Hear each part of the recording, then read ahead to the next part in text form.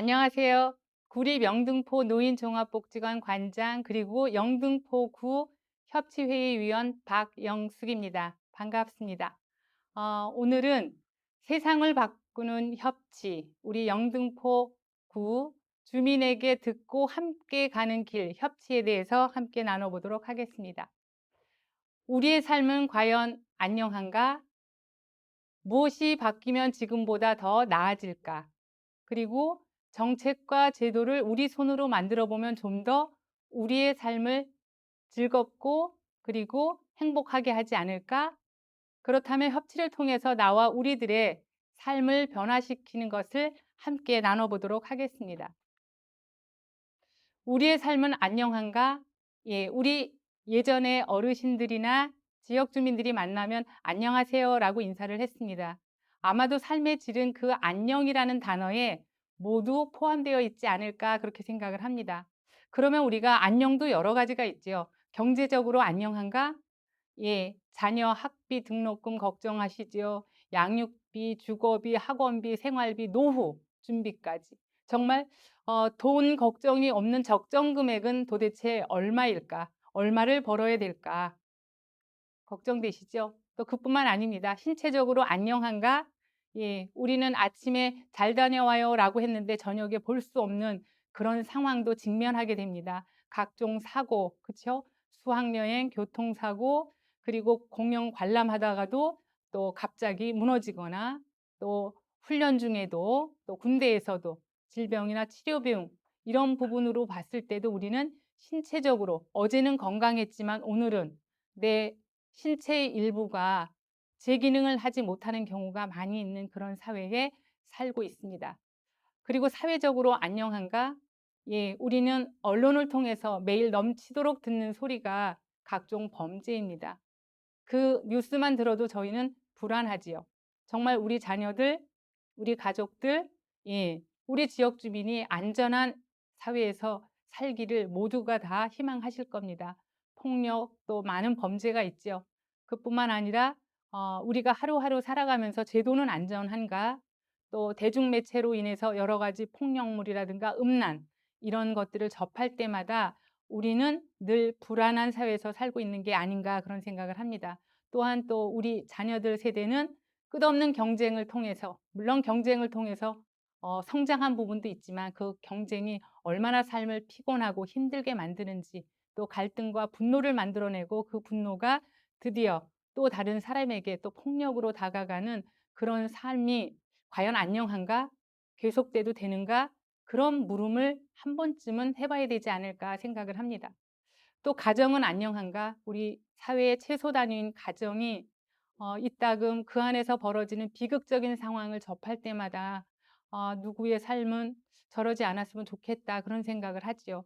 전혀 몰랐던 삶이 우리 주변에서 이렇게 일어나고 있는 갈등과 오해와 폭력들이 많이 있는 것. 이게 왜 그럴까?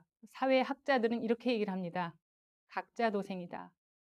우리가 그동안 함께 살아가면서 지역 주민을 살피고 나눴던 그 시대는 온데간데 없고 그야말로 나 살기 바빠서 내 가족 중에 한 사람의 삶이 어떤지 물어보는 것조차 어려운 세상. 과연 그 세상에 의미가 있을까? 열심히 살아냈는데 그 결과물이 오히려 이렇게 돌아올 경우에는 정말 이 세상을 살아야 되나 그런 생각을 하실 것 같습니다. 그렇다면 우리는 무엇이 바뀌면 지금보다 나아질까라는 고민을 해봅니다. 우리는 사회적 동물이라고 얘기를 하는데 그 사회적인 것에 대해서 한 번쯤은 지금 깊게 생각하고 그 사회를 위해서 우리 영등포구뿐만 아니라 지역에 대한 의미를 다시 되새겨봐야 되지 않을까 생각을 합니다. 사회적 그리고 관계가 필요한 사회다라고 봅니다. 우리는 매스컴을 통해서 들을 때마다 사회가 제 기능을 해줘야 되는데 해주지 못하면 이런 용어들이 나옵니다. 사회적 고립, 사회적 타살, 사회적 혐오, 사회적 비하, 사회적 입원, 사회적 비참 이런 용어는 사회가 한 개인의 삶을 무차비하게 짓밟는 것이 아닌가. 조금 더 사회가 힘을 준다라고 하면 사회적 합의, 사회적 배려, 사회적 가치, 사회적 행동, 사회적 책임 이런 부분들이 넓게 사회적 기능을 할 때 우리의 지역사회는 더 건강해지고 또 누군가의 약자의 삶이 더 행복해지지 않을까. 이제는 나와 우리의 삶을 생각해 봐야 되는 중요한 시기라고 생각합니다. 그 중요한 시기에 우리가 할 수 있는 거는 협치라고 생각을 합니다. 그 협치에 대해서 우리가 어떻게 해야 되는가? 저는 그렇게 생각을 합니다. 누군가는 나만 잘 살면 되지. 그런데 우리의 모든 사회는 눈으로 보이든 보이지 않든 연결된 삶을 살고 있습니다. 우리가 선으로 연결되지 않아도 스마트폰을 통해서 다른 사람의 삶을 들여다볼 수 있지 않습니까? 그렇다면 우리는 한 개인이 조금 더 능력이 있거나 힘이 있거나 시간이 있을 때 합리적으로 사용해 줬으면 좋겠다라는 생각이 듭니다. 그것을 우리는 사회적 용어로 합리적 희생자가 필요한 시대다. 모두 손해를 안 보려고 하지요. 왜일까요? 나만 잘 살면 되고 그렇게 경쟁하면서 올라갔던 사회에서 많은 부를 누린다라고 생각하지만 그 부도 언제 어떻게 쓰러질지 모르는 상황에 놓여 있습니다. 모든 사람이 약자일 수 있고 모든 사람이 다 건강할 수 있습니다. 그러나 그 기능이 순기능을 하지 않을 때 무너지는 것은 시간 문제라고 봅니다. 석학들이 얘기를 하죠. 한국 사회 어디로 가나? 종말로 가나?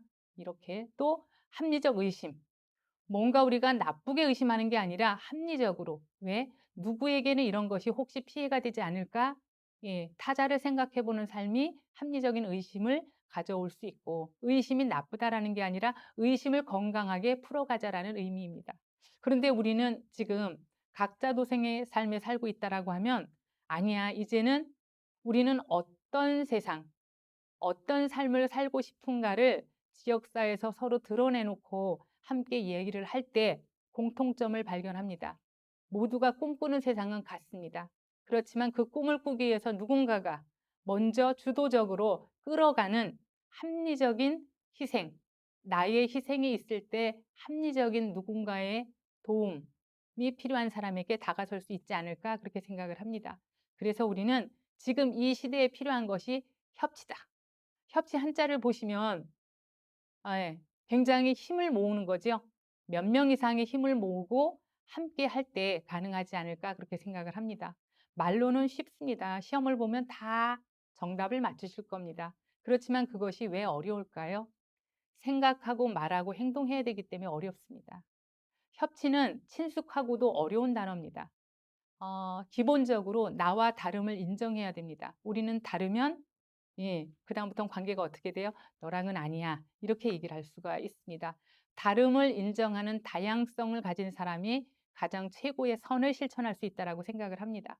다 함께 생각을 모으고 힘을 모으고 그럴 때 우리 지역사회의 과제가 뭔지, 누가 불편해하고 누가 고통받고 있는지, 어떤 걸 해결하면 모두가 삶이 편안해지는지 이렇게 생각해 볼 수 있습니다.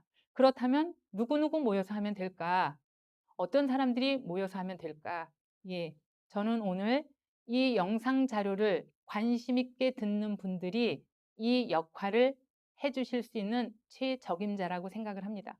지금 이 순간도 굉장히 바빠서 이 영상조차 접근을 못하는 지역 주민이 굉장히 많이 있을 거라고 생각합니다. 그렇지만 뭔가 세상이 조금 더 나아지기를 바라시고 뭔가 의미 있게 삶을 살고 싶어 하시는 삶의 밸류를 생각하신다라고 하면 한번 같이 해볼까? 어떤 문제로 우리 지역이 불편해하고 있을까라는 생각을 하실 거라고 생각을 합니다. 이 글을 어디서 보신 적이 있나요? 이 글은 영등포 구청 앞에 놓여져 있던 글입니다. 저는 구청에 왔다 가면서 이 글을 보고 제가 스마트폰으로 찍었습니다. 정말 우리가 앞으로 살아가야 될 힘은 이 글에 있지 않나라고 생각을 합니다. 여기 보인 색깔들이 아마도 제가 여러분 이 중에서 좋아하는 색깔이 뭐예요? 라고 하면 좋아하는 색깔이 다 다를 겁니다. 저도 물론 제 좋아하는 색깔이 여기 있지요.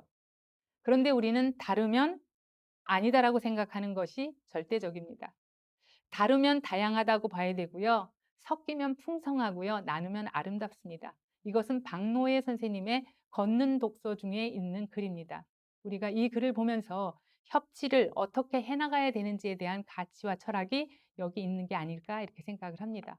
정책과 제도를 우리 손으로 책을 찾다 보니까 제도와 철학이 있었습니다. 여기에 보니까 이런 글이 있었습니다. 정책이 문제의 해결책이 아니라 더 큰 문제의 시발점이 될 소지가 있다. 왜냐하면 정책이 만들어졌는데 누구에게도 도움이 안 돼. 그쵸? 예. 또 어떤 사람의 관계를 나눠 놔. 그러면 그거는 공정하지 못한 방식이 될 수 있다라고 생각을 합니다. 그래서 '그 제도는 누구를 위하는 것이 될까?' 이런 고민들을 하죠. 제도와 정책은 인간의 존엄을 오히려 훼손할 수 있는 위험이 있다. 또 오히려 충돌할 수 있는 현상도 나타낼 수 있다. 그러면 제도와 정책을 누가 만들면 될까?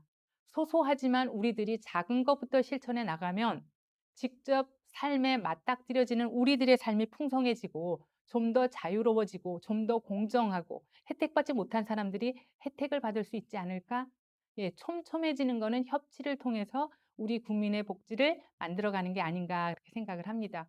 그동안 법과 제도와 정책이 만들어졌다라고 하면 이런 것이 수직적으로 내려왔는데 이제는 우리가 함께 만들어 가야 된다라고 생각을 합니다. 이 그림을 보면은 다리가 필요하네. 휠체어가 필요하네.